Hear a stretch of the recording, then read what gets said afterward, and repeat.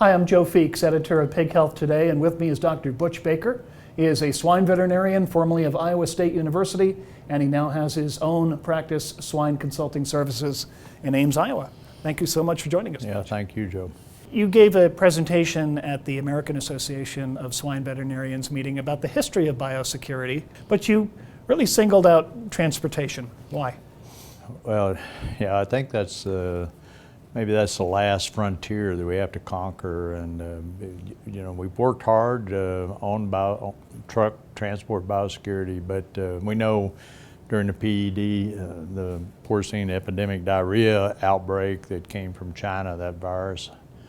In 2013, we started breaking. Several people did studies looking at slaughter trucks, and we've quickly discovered that trucks that weren't contaminated with the virus when they arrived at slaughter plants, many of them were when they left, just through the unloading process. And the virus spread rapidly. Before that, we had porcine circovirus type 2, and it spread across the country in a very short period of time, about 18 months. It went from coast to coast, and we know that was transport related. For years, we've known that PRRS virus was likely transmitted in dirty trucks from both slaughter hall and then what we call inner sanctum hall, where they move the pigs from one site to another. And so transport is extremely important. The other thing we really worry about is if we get foot and mouth disease in this country, and we know that transport will be one of the big weaknesses that we face, and that will probably disseminate that virus again, like the other diseases. Now, you talked about maybe making some changes, obviously, in the way we do things in terms of equipment and so forth. Could you talk about those a little bit? Well, I think, you know, I was at Pig Improvement Company years ago, and we came up with the idea that heated disinfection of trailers might be possible, and so we built an early version of that. And when I left PIC, I built another version at Premium Standard Farms when we started heating trucks, and that seemed to work. But what we encountered was these modern trailers that we haul pigs in are very difficult to clean, and even with the heat treatment, there's opportunity for failure. And one of the things we did that's a little different was side unload trailers, and that limits the exposure. Of course, this was a integrated company, so the pigs were ours, the trucks were ours. Why would side loading make a difference? It's so much easier to get them off, and the driver doesn't have to get on. You just, the sides open and the pigs just walk off. They don't need, unless you have one that was injured or something during transport, they just all are glad to leave that truck. That was an early step along with the heated trailers, and so we really need to think about maybe a redesign of how we transport pigs. When Jim McKean was alive, Jim was an innovator and very active in Iowa State professor, and we would have these discussions sometimes late in the night. Sometimes we'd argue a lot because Jim liked to argue. But one of the ideas we came up with was making pig trailers more like containers, and so the container part that holds the pigs would actually leave the tractor and trailer, and we would design these so that they could be go through an automated cleanup and sanitation, and the idea was that we would have to have more of these trailer-like containers, but we could have a lot fewer drivers and tractors to move them around, because once they came out the other side, they would just slide right back on a truck and trailer frame, and then they could go right back to the farm as a sanitized and biosecure trailer. The other idea with this was that at the slaughter plant, that pigs wouldn't leave the trailer. You know, the containers would just be pulled off on a cog train, and then they would stay on the trailers with water, which would be a simple way, we'd just plumb the trailers with water, and then when they got in, somebody would do a fast connect, and so they would stay on the trailer, and then we would reduce the disease transmission at the slaughter plant, which salmonella is the one that they tend to pick up when they're in the lairage. And so just big ideas. We tried to sell those ideas to some of the trailer manufacturers, and so far no bites. But of course Jim is deceased now, so I guess I'm the one that's carrying the only torch. Well, somebody's got to carry it forward. Yeah. So these are all then just kind of on the drawing board. These are ideas. Yeah, these are just ideas, unfortunately. And there's a lot of other smart people that are thinking about these things and trying to find ways to solve this problem. But we do know, transport is probably the biggest risk we have left that we haven't solved.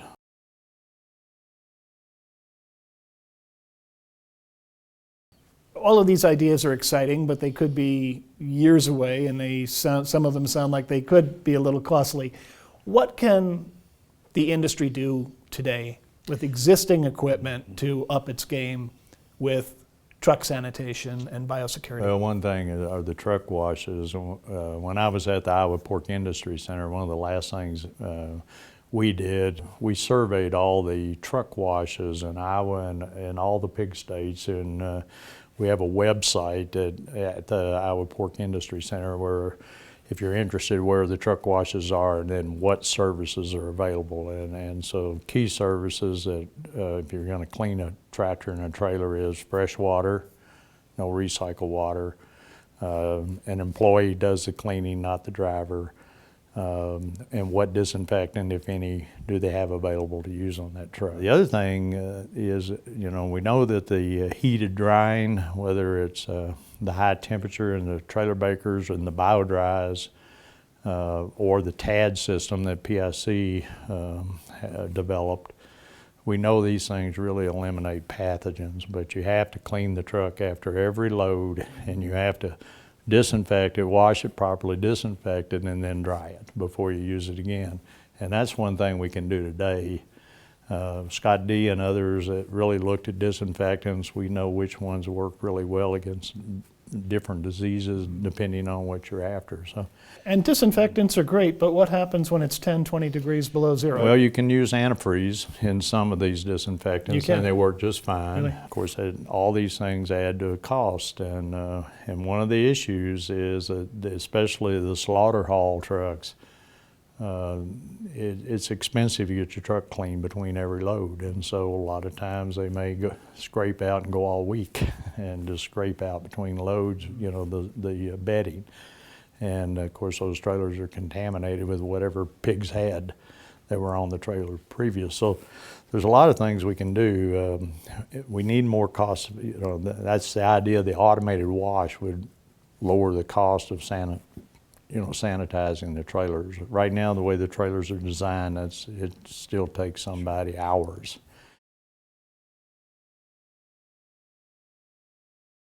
Now, we've talked about managerial changes. What about structural changes? Are we moving pigs around too much, or there's things we can do to try to reduce the number of trips that pigs have to take in their lifetime? Well, our production was one great big production system, and in sows fair every week, and they move to the nursery every week, and they just have to keep moving. There's no way we can store them, and we can't make our trailers any bigger. We have to abide by the rules, so that the structure won't allow us to do anything much different than we are. Almost any given time, there's 50,000 pigs on the road going somewhere. A lot of them from North Carolina to the Midwest, Canada to the Midwest, slaughter pigs going to California, all the different plants that we have in the in Iowa. There's always trucks on the road, and so I don't think we can get past that. The multi-site idea, where we went from all the pigs on one farm to where we specialize and have sows that only farrow, breed and farrow, and then nurseries or wean to finish barns or nursery finisher systems.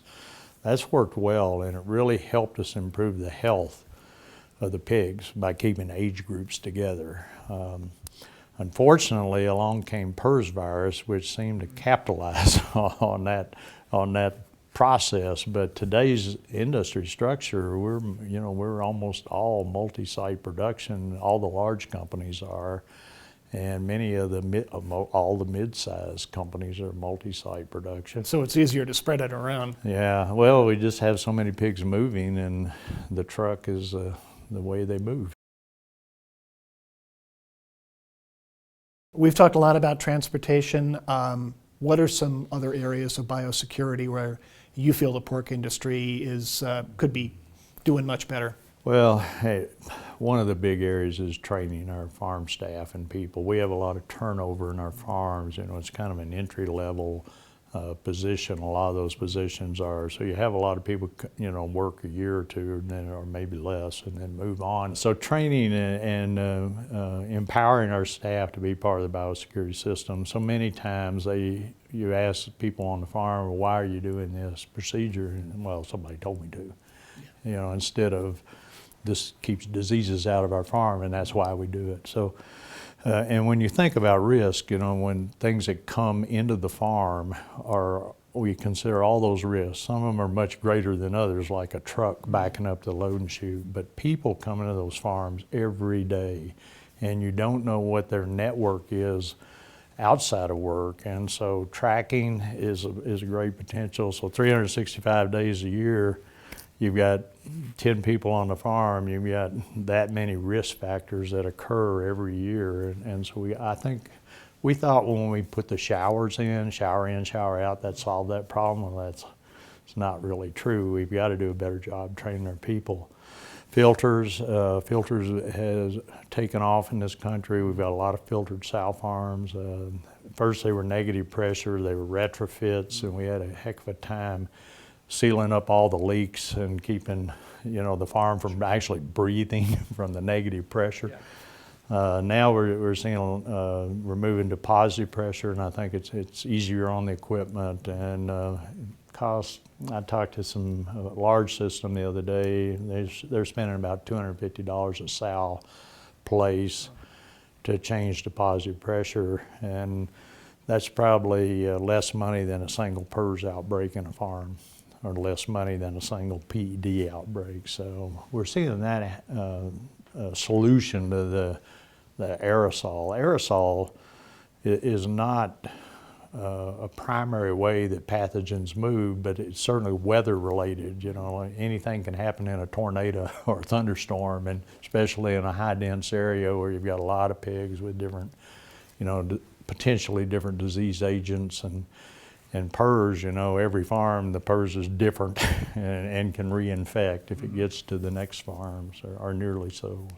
And in your consulting business, you're getting out to these farms. I mean, you get to see a good cross-section of biosecurity lapses. Is there any one particular thing that just absolutely galls you that you see on farm after farm after farm? It may not be a biosecurity issue per se, but it's a real indicator of how dedicated the farm people are, and that's how clean a farm is. So you go into a farm and there's trash around it outside, and all those places are places for rodents to hide, and then you go to a farm that it's spotless. There's flowers planted in the flower boxes. You go inside, everything's clean. And you talk to the people, and they're excited about working there. Mm-hmm. And so I think not exactly a biosecurity issue, but it's certainly an indicator of bad biosecurity. And it tells you about their management style. Absolutely, yeah. And rodent control things. All those little things have to be done.